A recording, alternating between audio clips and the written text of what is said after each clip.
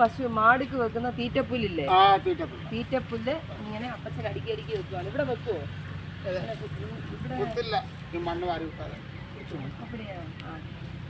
ചുമ്മാ ഇങ്ങനെ വെച്ചാൽ മതി കേട്ടോ. ഇതിന്റെ വേരുണ്ട് കേട്ടോ. അപ്പൊ ഇത് കണ്ടോ, ഹസ്ബൻഡ് ആൻഡ് വൈഫ് പോലെ 2 തെങ്ങ് നിൽക്കുന്നുണ്ടോ.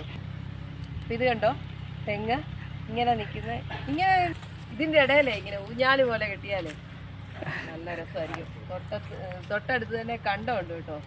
ഇത് അയ്യായുടെ ഇതാ വയലാ? ഓ, നീങ്ക മേടിച്ചിട്ടാ. ശരി ശരി ശരി. അപ്പൊ ഇതും അതിന് ഇപ്പൊ ട്രാക്ടർ ഉഴുതിയിട്ടേ ഇരിക്കില്ലേ? ആ, ഇതാണ്. ഇത് കണ്ടോ, ചെറിയ വയലുണ്ട്. അന്ത ട്രാക്ടർ ഉഴുന്ന വയലും അയ്യായുടെയാ? ആ, അത് വേറെ. അപ്പൊ ഇത് ആ ട്രാക്ടർ ഉഴുന്നുണ്ടോ, അതിന്റെ ഇപ്പുറത്തോട്ടുള്ളതെല്ലാം അയ്യായുടെ ഇതാണ്. നെല്ലുണ്ട്, നെല്ല് വെച്ചിട്ടുണ്ട്, തെങ്ങുണ്ട്. ഇത്രയും കാര്യങ്ങളാണ് ഉള്ളത്. ഇവിടെ തൊട്ടടുത്ത് തന്നെ നല്ല വെള്ളം വരുന്നുണ്ട്. ആ വെള്ളം ഇങ്ങനെ ഈ വയലിലേക്ക് ഇങ്ങനെ വിടും കേട്ടോ. അതാണ് നിറച്ച് കരിവേപ്പില വെച്ച് മൊത്തം അടച്ചേക്കുവാണ് അയ്യ. അപ്പം അയ്യ ഇപ്പോൾ ഇന്നത്തെ ദിവസത്തിൻ്റെ അയ്യാളുടെ പ്രത്യേകത എന്നാന്ന് വെച്ചാൽ മഴയൊക്കെ മാറിയതുകൊണ്ട് ഇതുണ്ടോ, ഇതുപോലെ എടുത്തേക്ക് കുറ്റിയായിട്ട് ഇങ്ങനെ എടുത്ത് ഇങ്ങനെ. തേങ്ങ ഉണ്ട്, ഇതേന്ന് എടുത്തേക്കാണ് അയ്യ, എടുത്ത് വെച്ചേക്കുവാണ് തേങ്ങ. നല്ല വിളഞ്ഞ തേങ്ങ ഉണ്ട് കേട്ടോ, സൂപ്പർ. വെള്ളമുണ്ട് കേട്ടോ. ഇതാണ് ഇപ്പോൾ ഇത് ഇന്ന് പൊഴിഞ്ഞ് വീണത്. ഇന്ന് പൊഴിഞ്ഞ് വീണതൊക്കെ ഉണങ്ങിയതൊക്കെ കിടപ്പുണ്ട് ഇഷ്ടം പോലെ. അപ്പം ഇതാണ് അയ്യായുടെ തോട്ടം. മൊത്തം കറിവേപ്പില വെച്ചിരിക്കല്ലേ? 1 കിലോ കറിവേപ്പിലയ്ക്ക് കേരളത്തിൽ കൊണ്ടുവരുമ്പോൾ 50 രൂപ. കേരളത്തിലെ കൊണ്ടുപോകുമ്പോൾ 50 രൂപയുടെ, തമിഴ്നാട്ടിലെ വിൽക്കുമ്പോൾ 5 രൂപ. ആ, അത് കൊള്ളാമല്ലോ. കേരളത്തിൽ വിൽക്കുമ്പോൾ കറിവേപ്പിലയ്ക്ക് 1 കിലോയ്ക്ക് 50 രൂപ. തമിഴ്നാട്ടിൽ ഇവരുടെ തന്നെ സ്ഥലത്താണെങ്കിൽ 5 രൂപയേ ഉള്ളൂ 1 കിലോയ്ക്ക്. ചെറിയ കറിവേപ്പിലയുടെ ഇലയാണ് കേട്ടോ ഇത്. നമ്മൾ സാധാരണ കടയിൽ നിന്ന് കിട്ടുന്നതിനേക്കാൾ ചെറിയ കറിവേപ്പിലയുടെ ഇലയാണ്. ഇത് കണ്ടോ, നല്ല മണമുണ്ട്. അപ്പം ഇതാണ് അയ്യാടെ തോട്ടത്തിൻ്റെ ചുറ്റും വെച്ചേക്കുന്ന. കറിവേപ്പില വെച്ചിട്ടുണ്ട്, പിന്നെ വാഴ വെച്ചിട്ടുണ്ട്. വാഴ എന്നാ വാഴ? വയൽ. പുതിയൊരു അറിവാണ് കേട്ടോ. അതാണ് അതിൻ്റെ കൊലയാണ്. കൊലയായിട്ടുണ്ട്. വയൽ എന്ന് പറയുന്ന വലിയ മുഴുത്ത കായാണ് കേട്ടോ. മുഴുത്ത കായ അല്ലേ? മുഴുത്ത കായാണ്. വയൽ എന്നാണ് അതിൻ്റെ പേര്. അപ്പോൾ അത് സൈഡിലെല്ലാം വെച്ചിട്ടുണ്ട്. 2 കൊലയായിട്ടുണ്ട്. 2 നല്ല മുഴുത്ത കൊല അവിടെ കാണാൻ പറ്റുന്നുണ്ട് കേട്ടോ. ആണ് കണ്ടോ, അയ്യ പറഞ്ഞ മുഴുത്ത വാഴക്കൊല, മുഴുത്ത കൊല. ഇതിൻ്റെ പേരാണ് വയൽ എന്ന് പറയും. ഇത് ബജിക്ക പോലെ തന്നെയുള്ളതാണ്. അപ്പം ഇത് വന്ന് നമ്മൾ ബജിയില്ലേ, ബജി കഴിക്കത്തില്ലേ, അതിനൊക്കെ ഉപയോഗിക്കുന്നതാണ് വയൽ.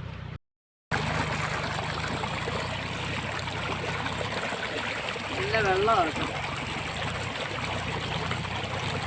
ഇത് ഒരു വലിയൊരു ജീവി ഉണ്ടെന്നാണ് പറയുന്നത്. ഒരു വണ്ടിൻ്റെയൊക്കെ വണ്ടിൻ്റെയൊക്കെ പോലെയുള്ള വലിയ ജീവി. ഇത്ര മുഴുപ്പുള്ള ജീവിയാണെന്ന് പറയുന്നത്. അപ്പച്ചമ്മൻ അത്ര വലിയ മുഴുപ്പുള്ള ജീവിയാണ്.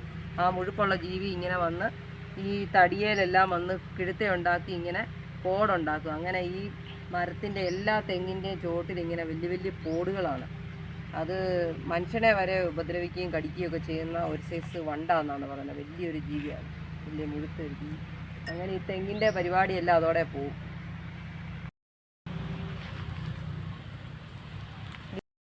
ഞാൻ കുറച്ച് സഹായിക്കാൻ പോവുക കേട്ടോ. അപ്പച്ചൻ വെക്കുന്നതുണ്ടോ, അതുപോലെ തന്നെ ഇങ്ങനെ കുഴിച്ച് വെക്കണം അല്ലേ? കുഴിച്ചിങ്ങനെ വെക്കണം. പിന്നെ ഓരോന്നോരോന്നെടുത്ത് കുഴിച്ച് വെക്കുക. ഇവളോ ഇപ്പടി വെച്ചാൽ പോതുമോ? ശരി. ഇതിങ്ങനെ വെച്ചാൽ മാത്രം പോരെന്നാണ് അപ്പച്ചൻ പറയുന്നത്. ഇത് വെള്ളം നനയ്ക്കണം, പിന്നെ വളം ഇടണമാണ്. വളമെല്ലാം ഇടണമെന്നാണ് പറയുന്നത്. ഇതിന് വളമെല്ലാം ഇട്ട് ഇതുപോലത്തെ ഒരു കോലിന് കടയിൽ 50 പൈസ വെച്ച് കിട്ടുമെന്നാണ് പറയുന്നത്. ഇതിപ്പോ വേറൊരു കടയിൽ കിട്ടില്ല.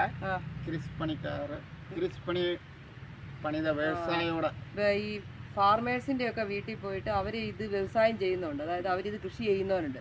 അവരോട് പോയി നമ്മളിങ്ങനെ കപ്പയുടെ കമ്പൊക്കെ വാങ്ങിക്കത്തില്ലേ, അതുപോലെ തന്നെ പോയി മേടിച്ച് ഇത് ഒരെണ്ണത്തിന് 50 പൈസ, 50 പൈസക്ക് ചോദിക്കും. ഇതാണോ ഇത് ഒരു കോലെന്ന് പറയുന്നത്? 2 അടിയാണ് ഒരു കോല്. അപ്പോൾ ഇതിനാണ് 50 പൈസ വെച്ച് കിട്ടും. ഇപ്പോഴും ഇതാണ് ആ വെച്ചില്ലേ അതിൻ്റെ വളർന്ന ചെടിയാണിത്. ഇതിങ്ങനെ വെട്ടി ഇതിൻ്റെ ഇല മാത്രം ഇങ്ങനെ വെട്ടിയിട്ട് പശുവിന് കൊടുക്കും. ഇതാണ് സാധനം. ഇതിൽ നിന്ന് ഇത് ഇങ്ങനെ ഇത് എടുത്ത് ഇങ്ങനെ കട്ട് ചെയ്തിട്ടാണ് ഇതിൻ്റെ വലുതായി കഴിയുമ്പോൾ ഇത് കട്ട് ചെയ്തിട്ട് ഇത് എത്ര നമ്മൾ കട്ട് ചെയ്താലും ഇതിൽ നിന്ന് പൊട്ടി കിളുത്ത് വരും. അങ്ങനെ വരുമെന്നാണ് പറഞ്ഞേക്കുന്നത്.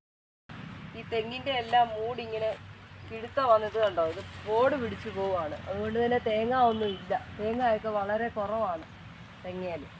അപ്പോൾ ഇവിടെ 6 മണിക്കൂറെങ്കിലും തുടർച്ചയായിട്ട് മോട്ടർ അടിക്കണം. അപ്പോൾ അങ്ങനെയാണ് വെള്ളം, ഇത് കണ്ടോ വെള്ളം ഈ സൈഡിൽ കൂടെ ചാലിൽ കൂടെ ഒഴുക്കുന്നതിന് വേണ്ടി 6 മണിക്കൂർ ഇങ്ങനെ തുടർച്ചയായിട്ട് മോട്ടർ വേണം. അപ്പം അതിനുള്ള കറണ്ട് ഫ്രീ ആണെന്നാണ് പറയുന്നത്.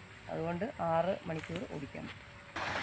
ഇതാണ് ആ കിണർ കേട്ടോ, അപ്പം പറഞ്ഞില്ലേ ആ കിണർ, കൃഷി ആവശ്യത്തിനുള്ള കിണർ. അപ്പം ഇവിടെയാണ് മോട്ടർ കണക്ട് ചെയ്തിട്ടുണ്ട്. ഇത് കണ്ടോ വെള്ളം ഇങ്ങനെ വന്നുകൊണ്ടിരിക്കുകയാണ്.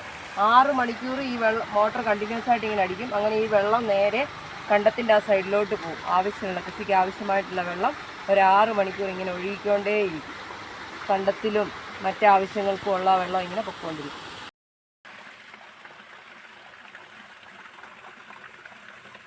ഈ വെള്ളമാണ് ഇങ്ങനെ 6 മണിക്കൂർ അടിച്ച് ഒഴിച്ചുകൊണ്ടിരിക്കുന്ന വെള്ളമാണ്. നല്ല ശുദ്ധമായ വെള്ളം.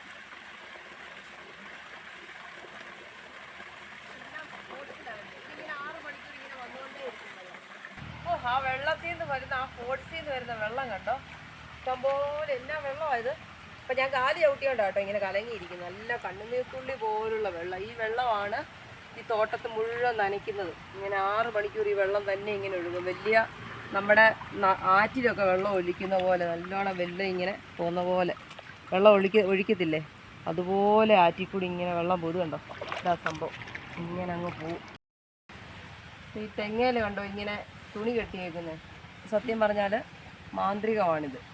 ഇത് കണ്ടോ പട്ടാന്ന് തോന്നുന്നു കേട്ടോ ഈ കെട്ടി വെച്ചേക്കുന്നത്. ദൈവങ്ങൾക്കൊക്കെ നമ്മൾ കെട്ടത്തില്ല, അതുപോലത്തെ പട്ടിൻ്റെ തുണി വെച്ചാണ് കെട്ടിയേക്കുന്നത്. മാന്ത്രിക തെങ്ങ കേട്ടോ ഇത്. സത്യം പറഞ്ഞാൽ മാന്ത്രികത്തിന് വേണ്ടി, അതായത് നല്ല കായൊക്കെ ഉണ്ടാകാൻ വേണ്ടിയിട്ട് കെട്ടിവെക്കുന്ന ഒരു മന്ത്രം ജപിച്ച് കിട്ടുന്ന ഇത്. അതിപ്പോൾ അങ്ങനെയുള്ള തെങ്ങയിലൊക്കെ ഉണ്ടോ ഇഷ്ടംപോലെ തേങ്ങ ഇടും. ഇത് അങ്ങനെ കെട്ടുന്ന മന്ത്രം ജപിച്ച് കിട്ടുന്ന മാന്ത്രിക തെങ്ങ ഇത്. അപ്പോൾ കിളമ്പത് വെള്ളം ചൊല്ലി തന്നെ 9